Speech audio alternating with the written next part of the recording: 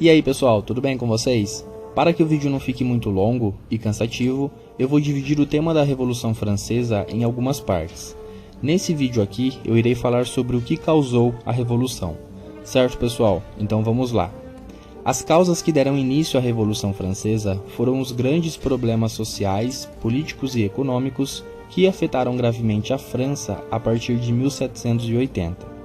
Por conta de todos esses problemas, o Terceiro Estado, insatisfeito, passou a lutar por mais direitos, poder e participação nas questões políticas da França. Essa luta por mais direitos, poder e participação se tornaria, em 1789, com a queda da Bastilha, o início da Revolução Francesa. Foi assim, pessoal. Antes da Revolução Francesa, a França tinha como modelo de governo uma monarquia absolutista, ou seja, era uma nação sem democracia e tinha também uma enorme desigualdade social. Para vocês terem noção, naquela época a sociedade francesa era dividida em 3 estados, e quem sustentava todo mundo era o Terceiro Estado. Então, pessoal, o Terceiro Estado trabalhava, pagava altíssimos impostos, e todo esse dinheiro dos impostos financiava o luxo, lazer e gastos do primeiro e segundo estado. Cedo ou tarde, o Terceiro Estado ia se manifestar e lutar por um sistema social, político e econômico melhor. E é aí que a Revolução Francesa começa a se desenvolver. A partir dos anos de 1750, a França começou a sofrer graves problemas econômicos, mas até então estava tudo tranquilo.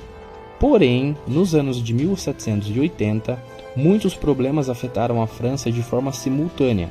Os gastos com guerras, secas que prejudicaram a produção de alimento e o aumento dos impostos e aumento do preço dos alimentos levaram a França a uma crise econômica e social. E é agora que o Terceiro Estado começa a exigir mais direitos na sociedade, na economia e na política.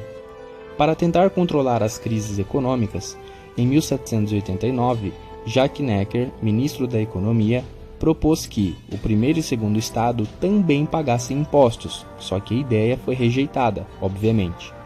Outra tentativa de controlar as crises econômicas foi feita pelo próprio rei Luís XVI, quando houve a convocação dos Estados Gerais, ou seja, a convocação do primeiro, segundo e terceiro estado para uma votação. A ideia do rei através dessa convocação dos Estados Gerais era encontrar alguma solução para as crises que a França estava sofrendo.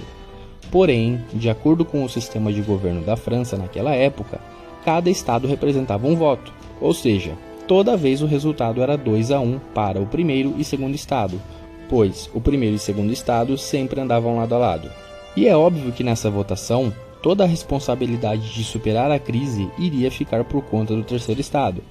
Então, muito provavelmente, os impostos iriam subir, o terceiro estado teria que trabalhar mais e assim por diante. Diante desse fato, o terceiro estado sugeriu que fosse feita uma nova constituição para a França, para que esse modelo de votação mudasse e o terceiro estado tivesse mais chances de vencer nas votações. Só que, obviamente, o rei e o primeiro e segundo estado não concordaram. Após todas essas propostas serem ignoradas durante a convocação dos Estados Gerais, os deputados do terceiro estado começaram a tomar atitudes mais ofensivas. Então eles se reuniram e se autoproclamaram uma Assembleia Nacional Constituinte. Ou seja, eles, com ou sem a participação do primeiro e segundo estado, iriam sim organizar uma nova Constituição. Nessa altura do campeonato, pessoal, o rei, com medo de todo aquele clima revolucionário que havia na França, acabou aceitando essa nova Assembleia Nacional Constituinte. Porém, ele estabeleceu que o primeiro e segundo estado também participassem dela. Pouquíssimo tempo depois, em Paris, a Bastilha foi tomada pela população do terceiro estado, e assim começou a Revolução Francesa em 1789. E é isso aí, pessoal. Qualquer dúvida, deixe um comentário aí embaixo. Se você gostou desse vídeo, não se esqueça de deixar um like, pois isso ajuda muito no crescimento do canal. O meu muito obrigado e até mais.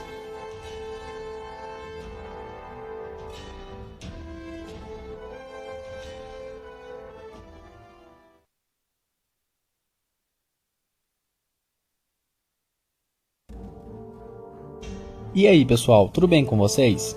Continuando a série de vídeos sobre a Revolução Francesa, hoje nós iremos entender um pouco mais sobre o período da monarquia constitucional. Logo no primeiro ano da Revolução Francesa, a monarquia absolutista foi derrubada e em seu lugar foi implementada uma monarquia constitucional. Isso tudo aconteceu por conta da criação da Assembleia Nacional Constituinte, formada e liderada pelo Terceiro Estado, que colocou um fim nos poderes absolutos do rei Luís XVI, dando mais autonomia ao Terceiro Estado na política e mais direitos às classes sociais do Terceiro Estado. E para saber como isso tudo aconteceu, vamos entender o que ocorreu durante o período da monarquia constitucional. Em 1789, o Terceiro Estado se autoproclamou a Assembleia Nacional Constituinte com a finalidade de criar uma Constituição para a França. Nesse mesmo ano, a Assembleia Nacional Constituinte aprovou a abolição do feudalismo e criou também a Declaração dos Direitos do Homem e do Cidadão. Essas duas conquistas marcaram o início da monarquia constitucional na França.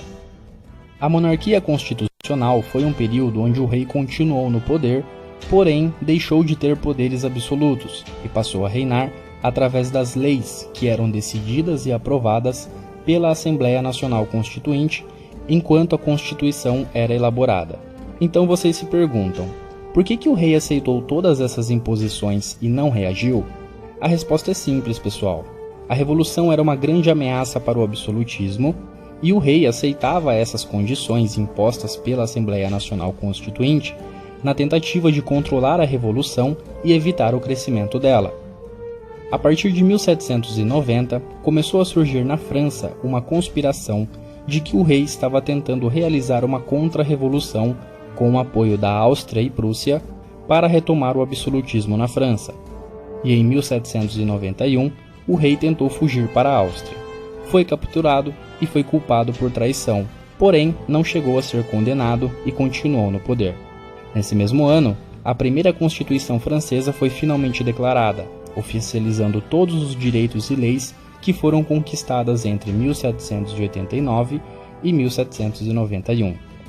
Mesmo após a criação da Constituição, que era um dos principais objetivos da Revolução Francesa, a população ainda queria continuar a luta, fato que acabou dividindo ainda mais o Terceiro Estado, que desde o início da Revolução já possuía grupos com interesses e objetivos diferentes, como por exemplo, os jacobinos e os girondinos. Apesar do rei ser capturado, o plano de contra-revolução ainda existia, e a Áustria e Prússia assinaram um acordo para invadir a França. Ao descobrir que a França estava prestes a ser invadida, a Assembleia Nacional Legislativa, que substituiu a Assembleia Nacional Constituinte, aprovou uma declaração de guerra contra a Áustria. Durante a invasão, a população teve acesso às armas para ajudar na luta e, por fim, conseguiram libertar a França. E durante essas batalhas contra os invasores, a população também aproveitou que estava armada e invadiu o Palácio das Tulherias, na tentativa de capturar o rei, que foi novamente acusado de estar colaborando com a invasão e a contra-revolução.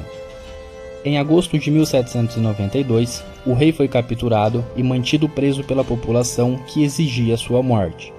A Assembleia Nacional Legislativa seguiu os procedimentos formais da condenação, enquanto tentava controlar a fúria da população, que estava impaciente com a demora do julgamento do rei. E como nesse período o rei estava preso, uma monarquia não fazia mais sentido.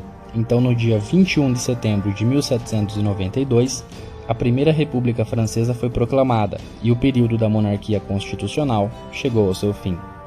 Bom, pessoal, espero que vocês tenham gostado desse vídeo. Se você gostou, não se esqueça de deixar um like, pois isso contribui com o crescimento do canal. O meu muito obrigado e até mais.